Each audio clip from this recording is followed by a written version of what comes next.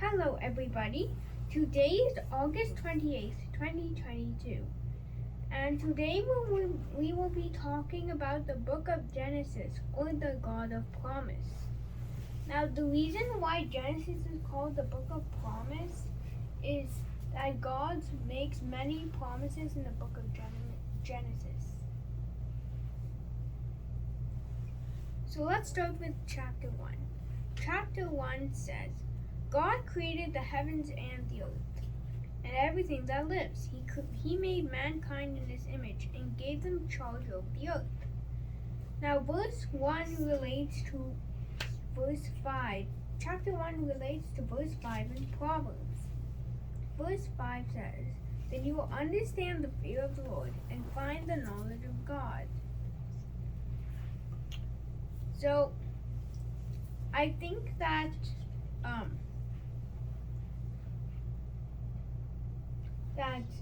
before Adam and Eve sinned, they had knowledge, which relates to verse 5. Yeah, and we can also see the knowledge of God in all that He's created. Amen. Yes, God has knowledge in everything He has created. Chapter 2 says, God formed a man and gave him the garden in Eden, except the tree of good and evil. Adam was alone, so God made a woman as his partner. Chapter 2 relates to verse 6 in Proverbs. Verse 6 says, For the Lord gives wisdom, from his mouth come knowledge and understanding. So, I think that verse 2 relates to, chapter 2 relates to verse 6 because you can see the understanding of God and His knowledge. Yes. And God had understanding. Chapter 3 says, The serpent deceived the woman. She and Adam ate from the tree. The ground was cursed, and God sent Adam and Eve out of the garden. Yes? Doesn't mean the ground was cursed because even though they just put the seed in the ground, they didn't have the water. But when the ground was cursed, they had to take care of it, all do Yes. stuff. So when the ground was cursed, they had to work for their food. Food did not just come out of the ground just like that. They had to work for it and water it and take care of it after they sinned. Chapter 4 says, Eve's sons made offerings to the Lord. Only Abel's was acceptable, so Cain killed him. Abel's blood cried out, and God sent Cain away. Now, chapter 4 relates to verse 7. Chapter 4 relates to verse 17. Verse 17 says, Who forsakes the companion of youth and forgets the covenant of a God. So I think that the covenant of God was broken when Cain killed Abel. Yeah, and he forgot the companion of his youth, which is God. Yes, he forgot all about God and he started doing evil. Chapter 5 says, Adam's line was Seth, Enosh, Kenan, Mahalalel, Jared, Enoch, Methuselah, Lamech, and Noah. Noah's sons were Shem, Ham, and Japheth. Chapter 5 relates to verse 8. So, verse 8 says, He guards the paths of justice and preserves the way of his saints. And chapter 5 relates to verse 8 because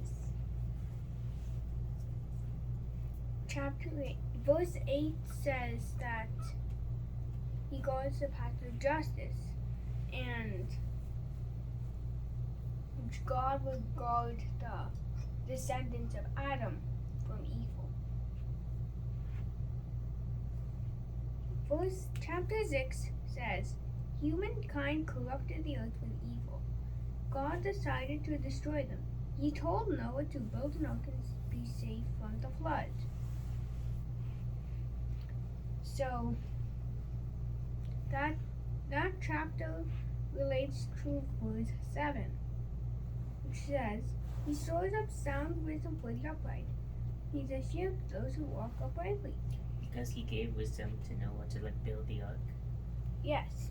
When others laughed at him, Noah kept being persistent about his work. And they were saved from the flood. Chapter 7 says, Noah and his family went into the ark with 2 of each creature. It rained for 40 days and 40 nights, and the earth was covered with water. This chapter relates to verse 8 of Proverbs, which says, He guards the paths of justice. He guards the paths of justice and preserves the way of his saints. Which means that he protects them. He protects them, and if they stay faithful to him. Chapter 8 says, The flood abated. Noah sent out a raven and 2 doves. When the earth was dry, God called them all out of the ark. Noah built an altar. Chapter 8 relates the most to verse 9, which says, Then you will understand righteousness and justice, equity and every good path. So I think that relates to chapter 8 the most because chapter 8 said that God kept Noah and his family safe, and in verse 9 it says that you will understand righteousness. Chapter 9 says, God blessed Noah and set the rainbow as a sign that he would never flood the earth again. Noah got drunk and cursed Ham's son Canaan. So I think that Noah was a farmer and he had a large vineyard full of grapes. So Noah used those grapes to make wine, and he drank too much and became drunk and cursed Ham's son. Yes? What does it mean he cursed his son? He said curses upon him. He cursed him and said bad things to him. And the Bible says words have power. Amen. Yes. Like in chapter, yes.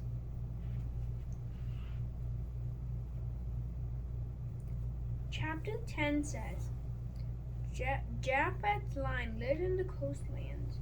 Ham's included Nimrod and the Canaanites. Shem's lived in the east. These formed the nations.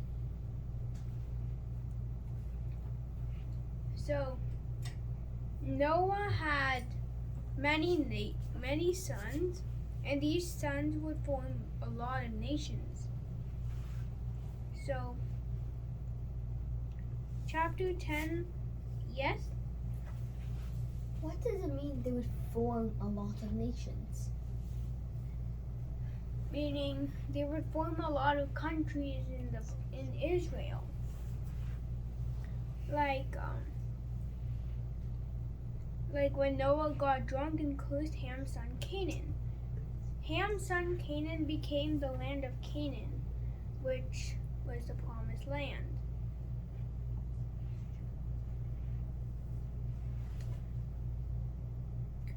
Chapter 10 says, Japheth's line lived in the coastlands. Ham's included Nimrod and the Canaanites. Shem's lived in the east. These formed the nations. Chapter 10 relates to verse 8. And verse 8 says, He guards the paths of justice and preserves the way of his saints. So I think that this relates to chapter 8 because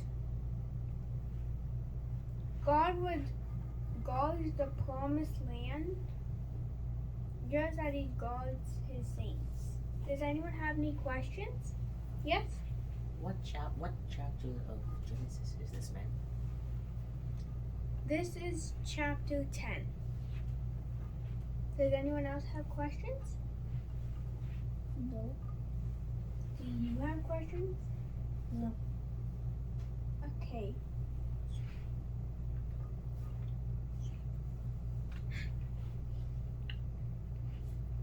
Chapter 11 says, they began building a great tower for themselves, but the Lord confused their language.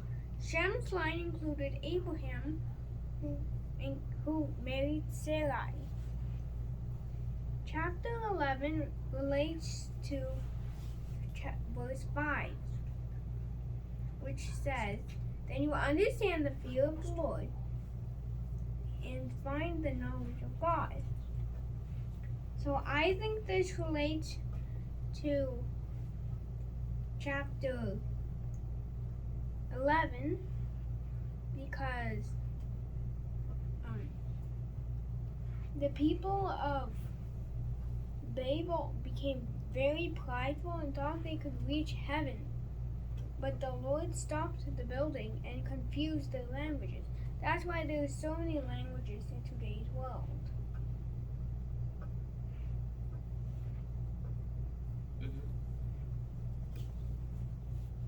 Chapter 12 says, God told Abraham, go, I will make you a great nation.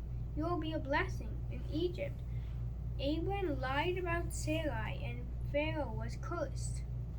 Chapter 12 relates to verse 7 of Proverbs. Chapter 7 says, he stores up sound wisdom for the upright. He is a shield to those who walk uprightly. So I think this relates to chapter 12 because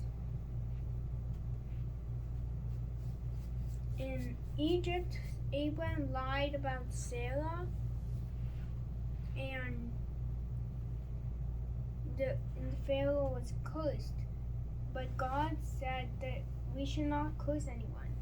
And he said to Abraham that he will be a blessing.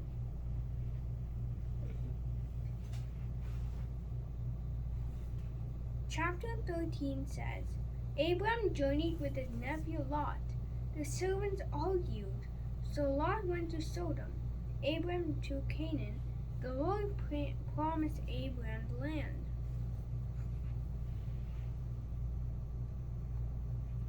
Chapter 13 relates with verse 3. Verse 3 says, yes, if you cry out for discernment and lift up your voice for understanding.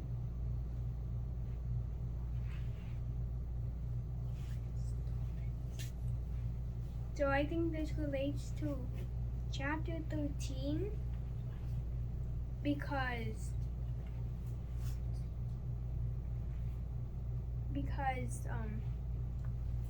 Abraham was journeying when his servants were arguing and he did not have any wisdom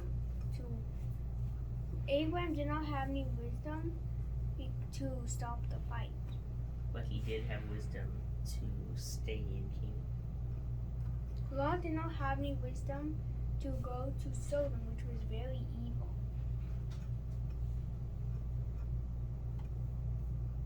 Chapter 14 said, the kings went to war and took Lot captive. Abraham rescued Lot. And the king blessed Abraham, and Abraham gave him 1/10 of everything. Verse 15 relates with chapter 15 relates with verse 9, which says, then you will understand the righteousness and justice, equity, and every good path.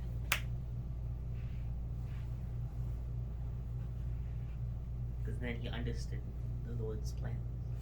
Yes. Chapter 16 says, Sarai told Abraham to have children with Hagar. Hagar conceived, then ran away, but an angel sent her back. Hagar's son was Ishmael. Chapter 16 relates with verse 16 of Proverbs, which says, "To deliver you from the immoral woman, from the seductress who flatters with her words." Now,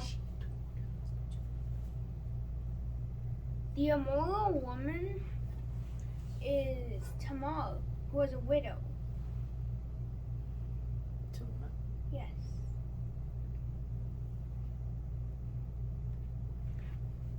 And Tamar is the immoral woman.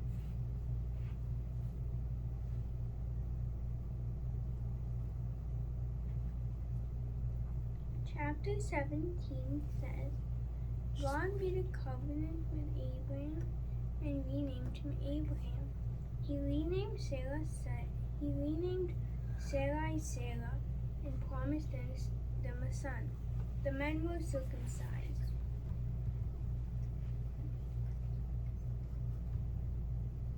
Chapter 17 relates with verse 10 of Proverbs, which says, "When wisdom enters your heart, and knowledge is pleasant to your soul." So I think this relates with Proverbs because God gave a promise. And he named them. He made them new. God named them something different.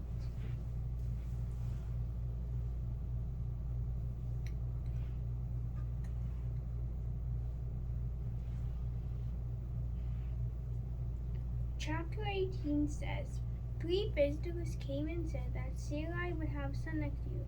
Sodom was very evil. Abraham pleaded with the Lord for the city.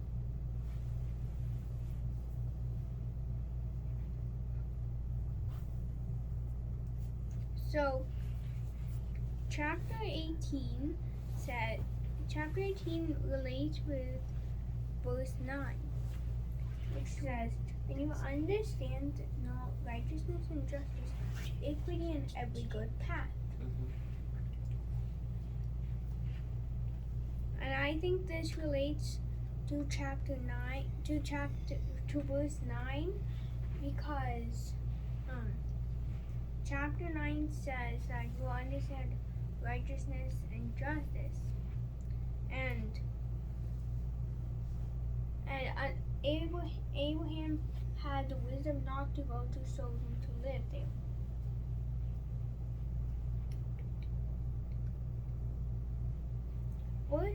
Chapter 19 says, "Angels took Lot out of Sodom. The city was destroyed by fire, and Lot's wife was turned to salt. His daughters had children for him."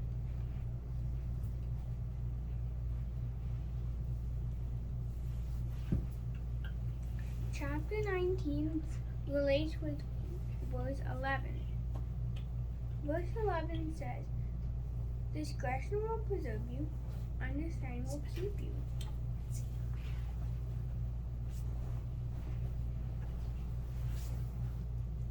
I think that chapter 19 relates with verse 11 because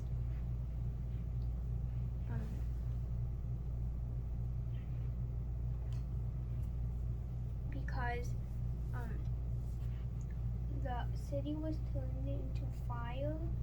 God gave judgment. God gave judgment. God gave judgment. Does anyone have any questions? No. Do you have any questions? No. No. Okay.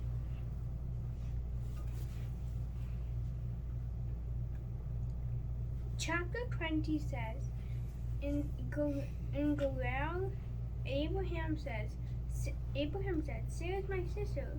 King Abimelech took her, but God warned him in a dream. He restored Sarah to Abraham. So chapter 20 relates with verse 1 of Proverbs, which says, "My son, if you receive my word and treasure my command within you." Because Abraham did not listen to God's words. Yes, Abraham did not listen to God's word and said that Sarah is my sister, and lied to King Abimelech.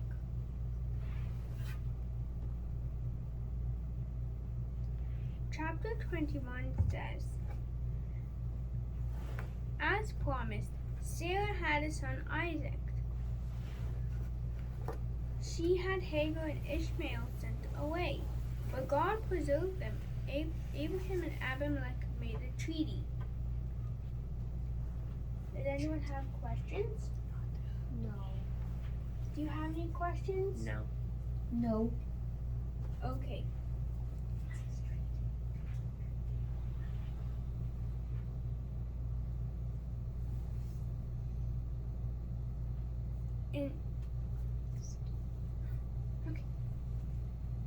In chapter 22, it said, "God told Abraham to sacrifice Isaac.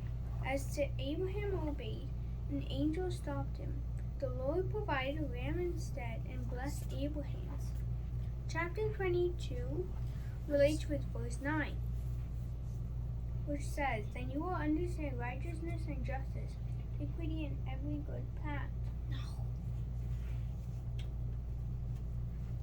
I think this relates to chapter 9 because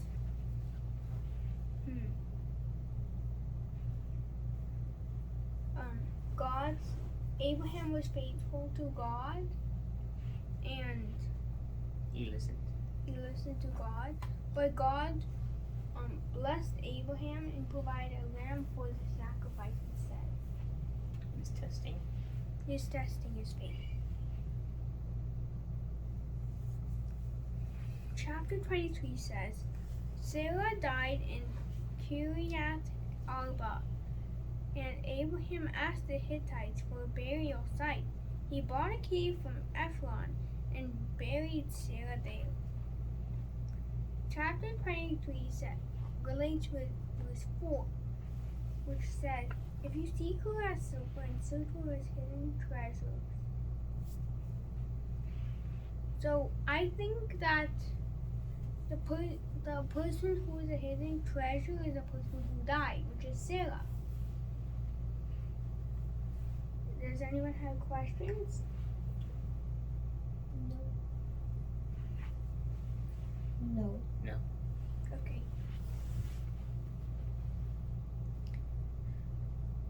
Chapter 24 says, "Abraham's servant went to Nahor to find a wife for Isaac. He met Rebekah by the well. She went back with him and married Isaac."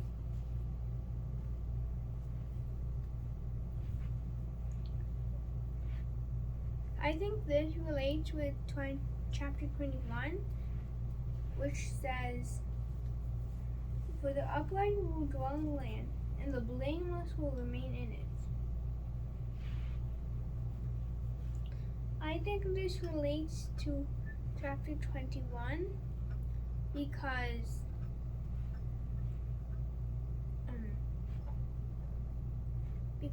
Abraham buried Sarah in a cave, And he treasured her. and he treasured her as much as silver. Chapter 25 says, "Abraham died and was buried with Sarah. Isaac and Rebekah had twins, Esau and Jacob. Esau sold his birthright to Jacob for a meal."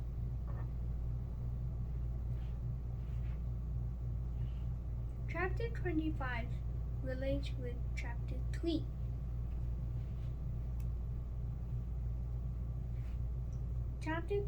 Verse 3 says, "Yes, if you cry for discernment and lift up your voice for understanding." This relates to chapter 25 because God had the discernment to bury Abraham with Sarah. And he favored Jacob more than Esau. Yes. Chapter 26 says, in Gerar, Isaac lied about Rebekah. He grew so rich that Abimelech sent him away. He dug wells, and at Beersheba, the Lord blessed him. Chapter 26 relates to verse 10, which says, when wisdom enters your heart, knowledge is pleasant to your soul. So this relates to chapter 26 because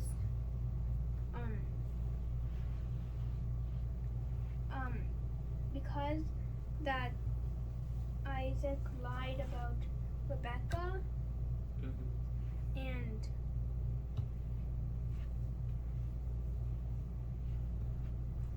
that the Lord he dug wells and the Lord blessed him.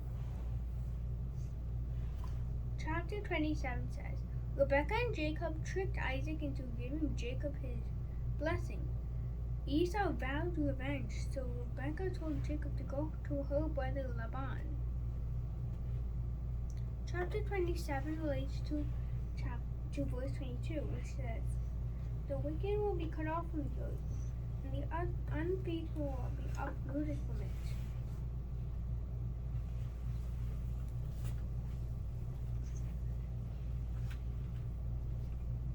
Chapter 28 says, Isaac sent Jacob to marry one of Laban's daughters. On the way, Jacob dreamed of a ladder reached to heaven, and the Lord blessed him.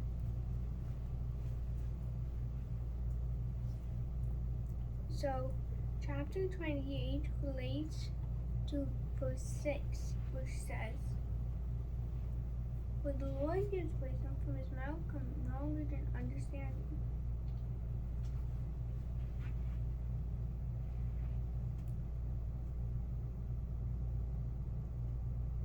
Chapter 29 says, Jacob worked for Laban 7 years to marry Rachel, but Laban gave him Leah and made him work 7 more years for Rachel. Leah had sons.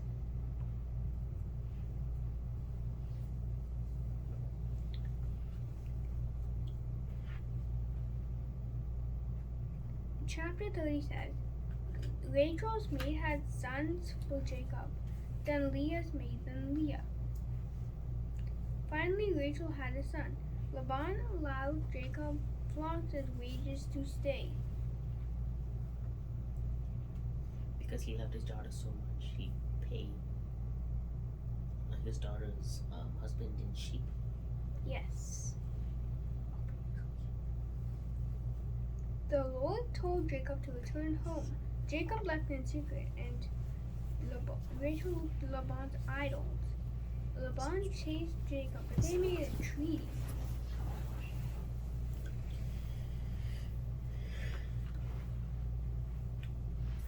Jacob heard that Esau was coming to meet him. He was afraid and sent gifts. That night he was wrestled with a man who renamed him Israel. So Jacob wrestled with God, who renamed him Israel. So he wrestled with God in Beersheba.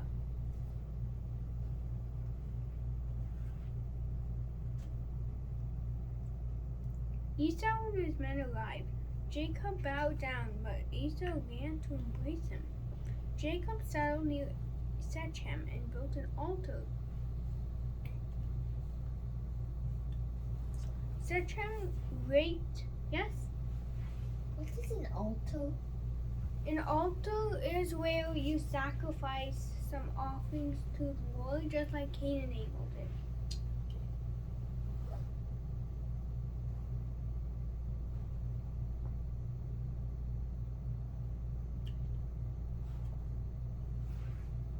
Chapter 34 says, Shechem raped Jacob's daughter and asked to marry her.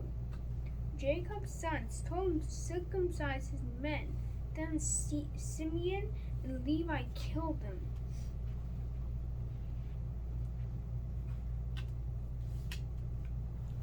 Jacob went to Bethel, and God renamed him Israel. They journeyed on. Rachel died having Israel's 12th son. Isaac died in Hebron. Does anyone have any questions? No. No. Okay.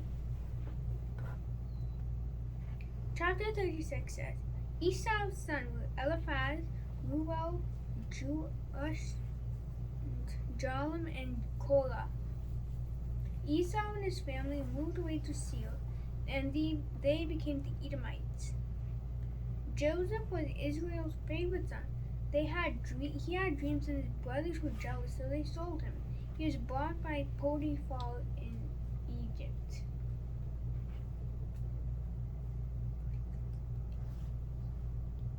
Okay.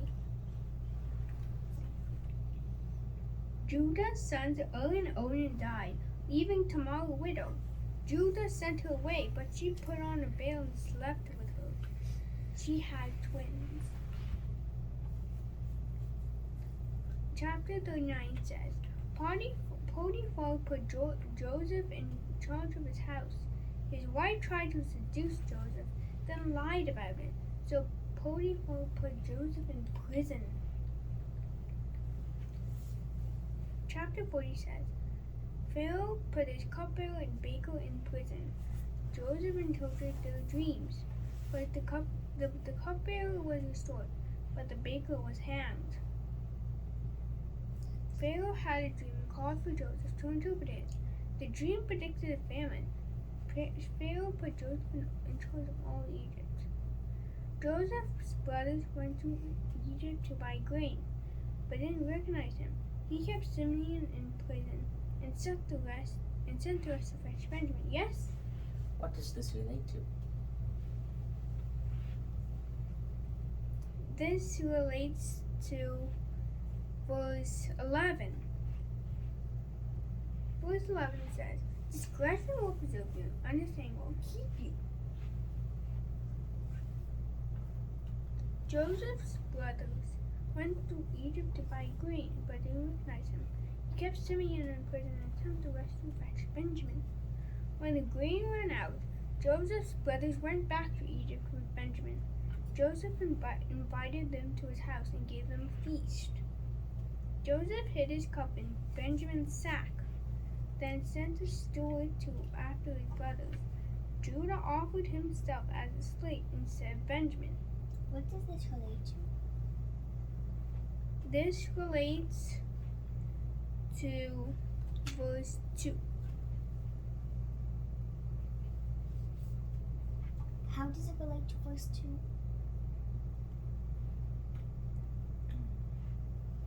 What does verse 2 say then? Verse 2 says, So that you incline your ear to wisdom and apply your heart to understanding.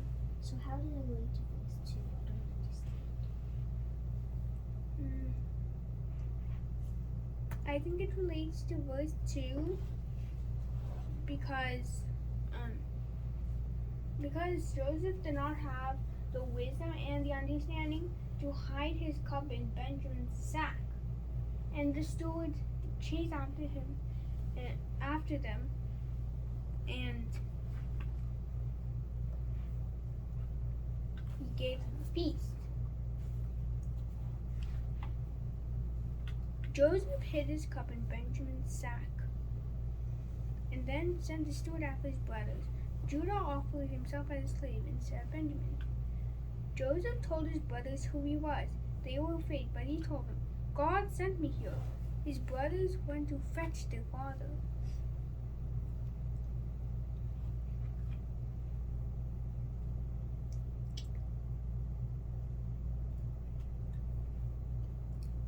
Chapter 46 says, So Israel sent out to all his household. God told him not to be afraid.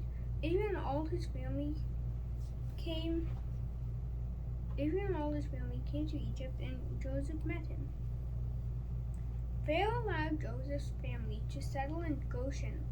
The famine continued, and the Egyptians saw all they had to Pharaoh for food. Jacob became ill, so Joseph took his sons to see him. Jacob blessed Joseph's son as his own, putting Ephraim ahead of Manasseh. Jacob gathered his sons and blessed each of them. He chose them to bury him with Abraham in the cave in Canaan, and then he died. Chapter 50 says, Pharaoh allowed Joseph to go and bury Jacob, but before Joseph died, he said that God would lead his people back to the promised land. Thank you.